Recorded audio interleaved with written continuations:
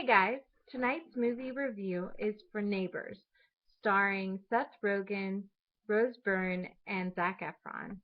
A little bit about this movie. Basically, Seth Rogen and Rose Byrne, they play a young married couple that have a small child, and they've just bought this home. They've thrown all their money into it. It's kind of their big adult moment. And near the beginning of the movie, you find out the house next to theirs is for sale, and they find out that it's been sold to a fraternity, and the president of the fraternity is played by Zac Efron. Now, near the beginning of the movie, they decide that they're all going to try to make friends. Seth Rogen and Rose Byrne decide we're going to try to be like the cool, hip, young adult couple and go over there and make friends, but say, hey, let's keep it down a little bit. We do have a baby, because they knew, these guys would be throwing keggers all night, music blaring. So at first, seems like they're all going to be friends. The couple goes to a fraternity party near the beginning. Zac Efron and Seth Rogen bond. Everything seems great.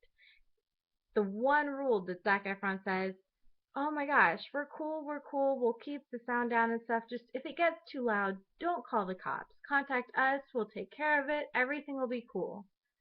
And the very next night, huge raging party, and they're like, okay, can't take this already. The baby's up, it's 4 a.m., what are we going to do?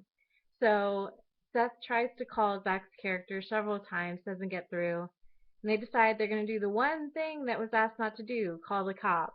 And basically, that's where all hell breaks loose.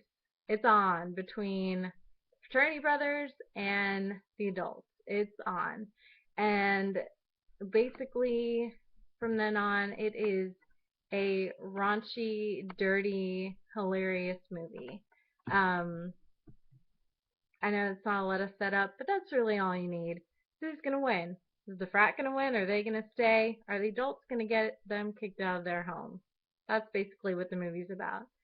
This movie is your typical kind of raunchy, uh, dirty comedy, and it is great at what it does. There's a lot of physical comedy, there's a lot of dirty comedy, there's a lot of language. It's all great. Um, there may be parts of the preview that you thought were hilarious. Maybe that's the only funny part in this movie. No. This movie is so good.